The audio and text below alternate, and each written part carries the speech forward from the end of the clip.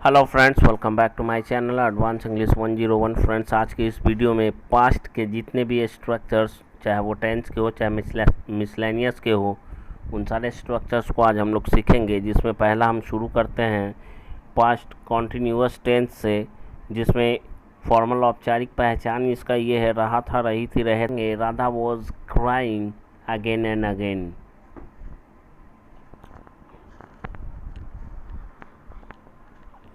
रामू के पिताजी पेशे से एक डॉक्टर थे। यहाँ पे होने की बात है, स्टेट ऑफ बीइंग है, इसलिए यहाँ पे हम लोग स्ट्रक्चर में थोड़ी सी तब्दीली कर देंगे। Ramu's father was a doctor by profession. Next है हमारा या था, ये थे, ई थी, ये थे, ई थी। यानी कि ये सिंपल पास्ट टेंस का औपचारिक पहचान है। फॉर्मल पहचान है, इसका औपचारिक पहचान है। फॉर्मल सिंबल इसका यही होता है, या था, ये थे, ये थी जैसे। और इसका बनाने का स्ट्रक्चर होता है सब्जेक्ट प्लस वर्ब की सेकेंड फॉर्म से हम लोग इसे बनाते हैं। जैसे कल मैंने तुम्हें वहाँ उसके साथ देखा, yesterday I saw you there with him. या देखा था तो भी हम लोग कहेंगे yesterday I saw you there with him. दूसरा है कल मैंने तुम्हें ऐसा करते हुए देखा था। तो इस सेंटेंस का मेन पार्ट हुआ कल मैंने तुम्हें देखा था, तो कहेंगे yesterday I saw you doing this या डूइंग सो। कल मैंने तुम्हें बाजार में देखा था, yesterday I saw you in the market. यह सिंपल पास्ट टेंस का है ये सेंटेंस। और अब हम जितने भी हम लोग सीखेंगे आज की इस वीडियो में, वो सारे के सारे पास्ट के ही होंगे। सेंटेंस और स्ट्रक्चर सारे के सारे पास्ट के होंगे। जैसे अब आते हैं यहाँ पे, से रहा था, से था या से थी। सेंटेंस की बात करते हैं, स्ट्रक्चर की बात करें तो ये हमारा है पास्ट परफेक्ट कॉन्टिन्यूअस का, जिसमें समय सूचक शब्द समय से पहले लिखा रहता है, से इंडिकेट किया रहता है। तो उसके लिए हम लोग हैड बीन का यूज़ करते हैं और वर्ब के आईएनजी फॉर्म का यूज़ करते हुए इसे बनाते हैं।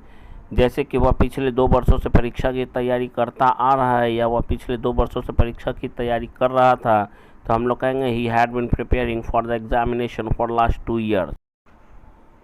इसका नेक्स्ट एग्जाम्पल है वह 4 वर्षों से जेल में था, या फिर यूं कहें वह 4 वर्षों से जेल में रहा था। बोथ सेंटेंस आर सेम, दोनों सेंटेंस सेम एक ही है, बोलने का अंदाज अलग अलग है, सेंस एक ही है। He had been in the jail for 4 years. He had been in the jail for 4 years. इसको आपने सीख लिया और समझ लिया तो आपकी आधी स्पोकन इंग्लिश और उससे भी कहीं ज़्यादा वो आपकी मुट्ठी में हो जाएगी। उसके बाद है चुका था, चुकी थी, चुके थे। ये आपको अच्छी तरह से पता है कि ये पास्ट परफेक्ट का है, जिसमें चुका था, चुकी थी, चुके थे सेंटेंस के लास्ट में, हिंदी वाक्य के लास्ट में रहता है। उसके बनाने का स्ट्रक्चर है subject plus had plus verb के थर्ड फॉर्म से बनाते हैं। जैसे वह खाना खा चुका था या उसने खाना खा लिया था। Both sentence are same. He had eaten food. वह खाना खा चुका था, ही हैड ईटेन फूड। वह उस समय तक तुम्हें चाटा मार चुकी थी। इसके लिए हम लोग कहेंगे मार चुकी थी, यानी सब्जेक्ट शी है, she had slapped you by that time. By that time यानी उस समय तक या टिल दैट टाइम। वह अपनी पढ़ाई पूरी कर चुका था। इसके लिए हम लोग कहेंगे he had completed his study. He had completed his study. Study का मतलब होता है पढ़ाई और स्टडीज़ का मतलब होता है पढ़ाई लिखाई। नेक्स्ट है हमारा जाता तो था, पढ़ता तो था, मेहनत करता तो था। जब भी हमें इस तरह के सेंटेंस को बोलना हो, यानी अपनी बातों पर जोर डालते हुए बोलना हो, तब हम लोग इस तरह के सेंटेंस को कैसे बनाते हैं, और वो भी पास्ट की बात को बोलना हो तो बहुत ही आसान है। Subject plus did plus verb की फर्स्ट फॉर्म का यूज़ करते हुए इसे बनाते हैं। जैसे मैं अंग्रेज़ी पढ़ता तो था, इसके लिए हम लोग कहेंगे आई डिड स्टडी इंग्लिश या I did read English even then, फिर भी आई गॉट फेल्ड, मैं फेल हो गया इन द एग्जामिनेशन, परीक्षा में। I did study English even then I got failed in the examination. मैं अंग्रेज़ी बोलता तो था, इसके लिए हम लोग कहेंगे I did speak English, I did speak English but I did not speak fluently. लेकिन मैं धारा प्रवाह नहीं बोलता था। ये वो सारे सेंटेंस और स्ट्रक्चर्स हैं, अगर आपने ध्यान से सुन लिया, सीख लिया, तो मैं कसम से आपको यकीन दिला रहा हूँ कि आप कोशिश करेंगे बोलने की तो आप ज़रूर बोलना सीख जाएंगे। वह अंग्रेज़ी बोलती तो थी या वह अंग्रेज़ी बोलती ही थी, ठीक है ना। ये दोनों सेंटेंस में अपनी बातों पर जोर दिया जा रहा है। तो शी डिड स्पीक इंग्लिश, मैं अपने बच्चों को डांटता तो था या मैं अपने बच्चों को डांटता ही था। आई डिड चाइड या स्कॉल्ड माई चिल्ड्रेन, लेकिन बच्चों के लिए चाइड बेहतर है डांटने के लिए। वह जाता तो था, इसके लिए हम लोग कहेंगे ही डिड गो। वह जाता तो था या वह जाता ही था, ही डिड गो। वह परीक्षा में पास होने के लिए दिन रात मेहनत करता तो था, या फिर यूँ कहें वह परीक्षा में पास होने के लिए दिन रात मेहनत करता ही था। He did work hard in order to pass in the examination. He did work hard.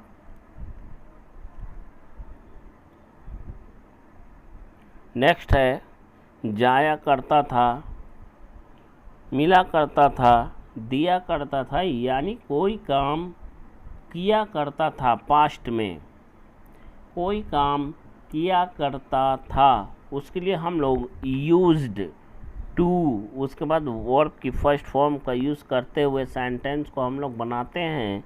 और इस तरह से पहले सेंटेंस पर हमला बोलते हुए हम लोग आगे बढ़ेंगे।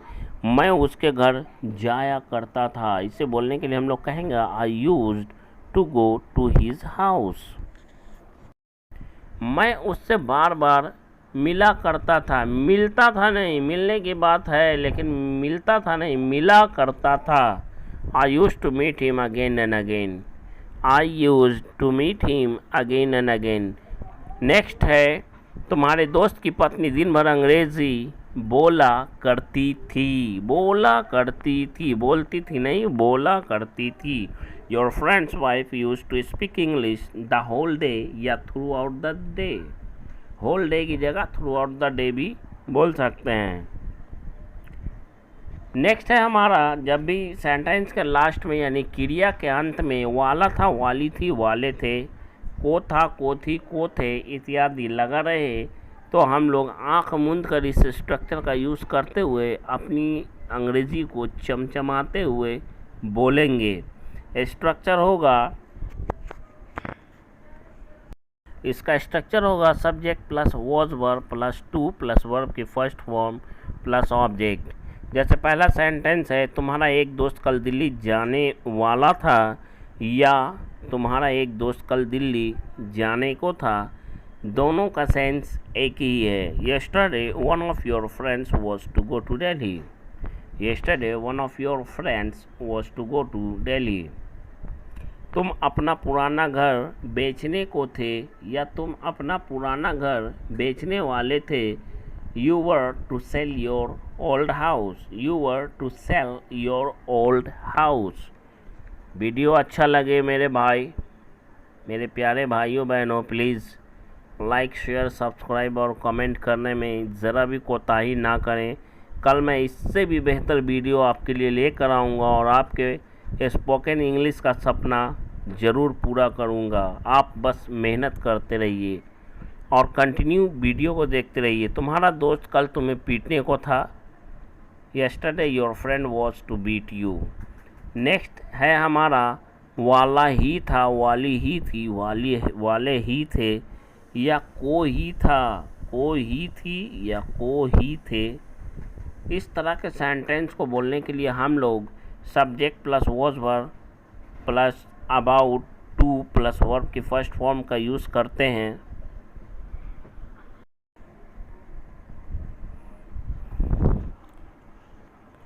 पहला सेंटेंस है, कल तुम्हारा दोस्त पीएमसीएच में मरने को था, या फिर यूँ कहें कल तुम्हारा दोस्त पीएमसीएच में मरने ही वाला था। दोनों सेंटेंस सेम है। ये बोलने की कुंजी है मेरे भाई, ये सारे स्ट्रक्चर्स आपको बोलना सिखाएगा। Yesterday your friend was about to die in the PMCH। Yesterday your friend was about to die in the PMCH। परसों तुम्हारा दोस्त मुंबई जाने ही वाला था। Day before yesterday your friend was about to go to Mumbai. आपको यकीन ना हो तो आप जितना भी स्ट्रक्चर्स मैं बता रहा हूँ उसको प्रैक्टिस कीजिए। अगर आप नहीं जानते हैं तो आने वाले दिनों में ये आपको धारा प्रवाह अंग्रेजी बोलना सिखाएगा।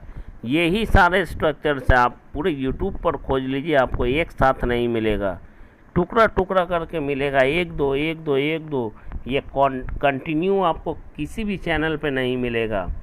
नेक्स्ट है, वह हैंडसम लड़का और सुंदर लड़की से परसों चर्च में सबके सामने शादी करने ही वाला था। इसे बोलने के लिए कहेंगे that handsome boy was about to marry that beautiful girl in the church in front of all.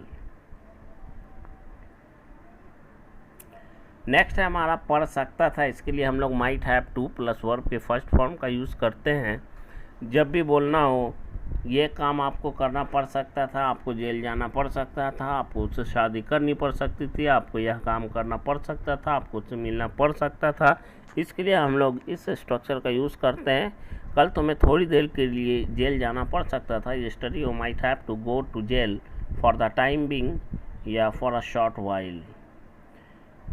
तो हमने बनाया है for the time being you might have to go to jail yesterday.